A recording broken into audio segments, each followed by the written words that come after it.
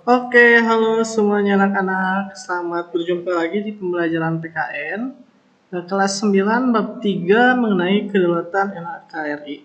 Nah, anak-anak sekarang kita akan membahas mengenai bentuk kedaulatan NKRI. Kalau kemarin kita sudah membahas mengenai prinsip ataupun teori-teori kedaulatan yang ada di dunia. Kemarin kita sudah membahas ada 4 teori kedaulatan yang dipakai di dunia ini, mulai dari teori kedaulatan Tuhan, teori kedaulatan hukum, teori kedaulatan negara, dan teori kedaulatan rakyat. Nah, sekarang kita akan membahas Indonesia itu menggunakan bentuk kedaulatannya yang mana ya, serta bagaimana pelaksanaannya. Oke, dalam pembelajaran kita hari ini diharapkan kalian itu bisa memahami mengenai bentuk kedaulatan rakyat yang ada di Indonesia. Karena kita itu negara yang demokrasi, jadi kita tuh akan pastinya menganut teori kedaulatan rakyat. Kemudian kalian itu diharapkan bisa memahami pelaksanaan kedaulatan hukum karena Indonesia itu menggunakan atau menganut teori kedaulatan rakyat dan melaksanakan teori kedaulatan hukum. Kemudian diharapkan kalian itu bisa memahami prinsip kedaulatan NKRI. Jadi dalam pelaksanaannya kita tuh akan memegang beberapa prinsip dalam menjalankan kehidupan berbangsa dan bernegara. Oke, langsung saja ya, kita akan membahas kedaulatan rakyat yang ada di Indonesia. Jadi menurut Undang-Undang Dasar tahun 1945 pasal 1 ayat 2, jadi gengs, kalian harus tahu tentang pasal-pasal poin inti ini nih, karena ini adalah pasal-pasal pentingnya. Pasal 1 ayat 2, terutama dalam bentuk kedaulatan rakyat di Indonesia, bahwa kedaulatan itu berada di tangan rakyat dan dilaksanakan menurut UUD. Kenapa ya ada kalimat dilaksanakan menurut UUD? Karena kita itu tadi sudah dijelaskan, kita membahas tentang Indonesia itu menganut teori kedaulatan rakyat dan melaksanakan teori kedaulatan hukum. Nah, kalau kita itu yang berkuasanya rakyat, terus siapa sih yang memimpin negara ini? Apakah semua rakyat itu ikut campur atau terlibat dalam mengurus negara ini? Oh, ternyata di kita itu yang mengatur negara itu adalah lembaga-lembaga negara ataupun pemerintahan. Tapi lembaga-lembaga negara tersebut dipilih langsung oleh rakyat, sehingga nanti itu mereka tidak boleh melakukan kehendak dari diri sendiri, tapi harus berdasarkan kehendak dari rakyat. Adapun lembaga-lembaga negara di Indonesia itu antara lain terbagi menjadi beberapa golongan, yaitu eksekutif, legislatif, dan yudikatif. Kalian pasti mendengarkan ya. Eksekutif itu presiden, wakil presiden beserta menterinya. Legislatif itu mulai dari MPR, DPR, DPRD, DPD. Kalau yudikatif itu MA, MK, dan KY. Nah, di sini lembaga negaranya itu mulai dari MPR, Majelis Permusyawaratan Rakyat. Ini maksudnya ke yudikatif ya. Kemudian presiden dipilih langsung oleh rakyat, DPR oleh rakyat, BPK itu tidak dipilih oleh rakyat ya, ditentukan oleh pemerintah atau DPR. BPK ini fungsinya adalah untuk mengontrol penggunaan uang di negara. Terus ada MA, Mahkamah Agung. Jadi kalau suatu perkara atau kasus tidak tuntas di pengadilan tinggi, kemudian kita bisa menggunakan banding. Banding itu adalah ke pengadilan yang lebih tinggi lagi, yaitu MA. Kemudian Mahkamah Konstitusi. Nah, ini tuh untuk yang membahas tentang sengketa pemilu, itu adanya di Mahkamah Konstitusi. DPD itu sama dengan DPRD. Namun bedanya kalau DPRD itu ditentukan oleh jumlah rakyat, kalau DPD itu ditentukan oleh wilayah. Jadi mengatur beberapa wilayah. Kalau DPRD itu mengatur orangnya, bukan wilayahnya. Pemda itu pemilihan daerah mulai dari gubernur di provinsi, wali kota di tingkat kota, dan bupati di tingkat kabupaten.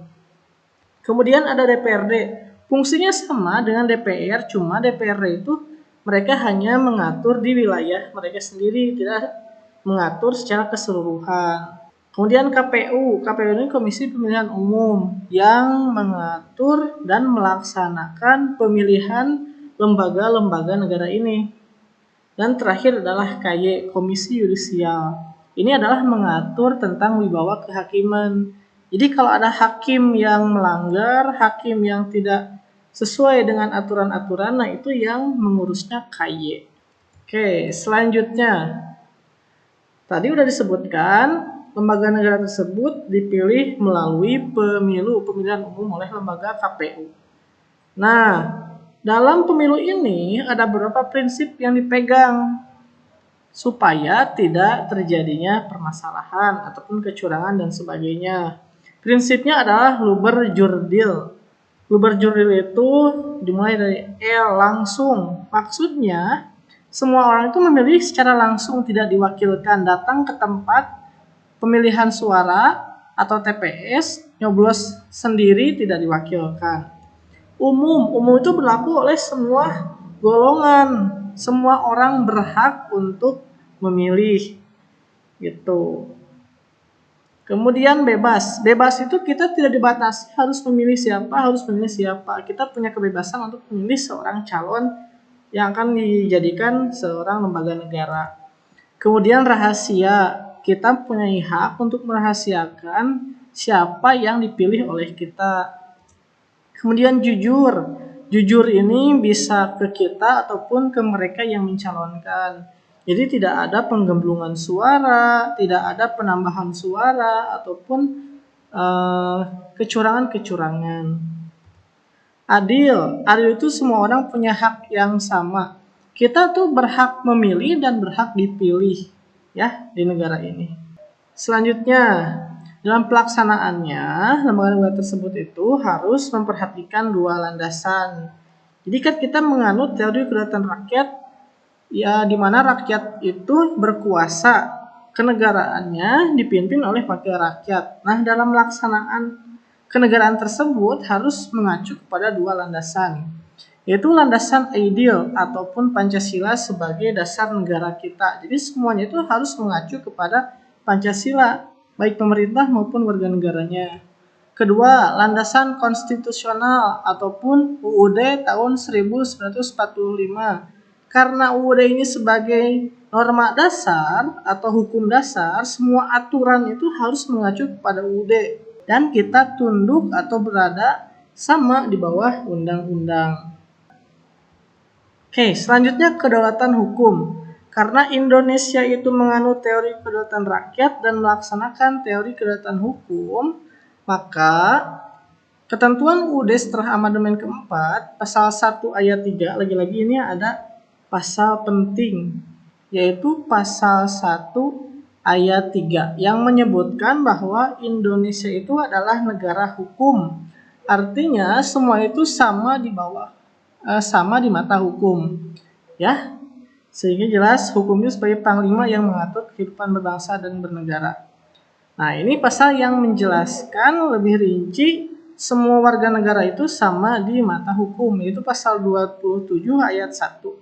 Sehingga tidak ada yang namanya kebal hukum. Semua kalau salah itu pasti akan menggunakan sanksi. Nah, selanjutnya kita akan membahas mengenai prinsip kedaulatan Negara Kesatuan Republik Indonesia. Jadi ada 7 prinsip dalam melaksanakan kedaulatan di Indonesia. Yang pertama itu, kedaulatan itu berada di tangan rakyat. Ini diatur dalam Undang-Undang Pasal 1 ayat 2. Kemudian Indonesia itu merupakan negara hukum, diatur dalam Pasal 1 ayat 3, sehingga semua harus tunduk kepada hukum dan semua orang sama di mata hukum. Ketiga, lembaga negara itu merupakan wakil rakyat, sehingga dipilih langsung oleh rakyat dan harus menjalankan kewenangan sesuai dengan kehendak rakyat. Keempat, kekuasaan pemerintah itu dipegang oleh presiden. Ingat ya, kekuasaan pemerintah, bukan kekuasaan negara. Jadi dalam pemerintahan itu yang memimpinnya presiden, diatur dalam pasal 4 ayat 1 bahwa presiden diberikan kekuasaan oleh rakyat tapi harus menjalankan pemerintahan sesuai kehendak rakyat. Yang kelima, presiden tidak bisa membubarkan DPR.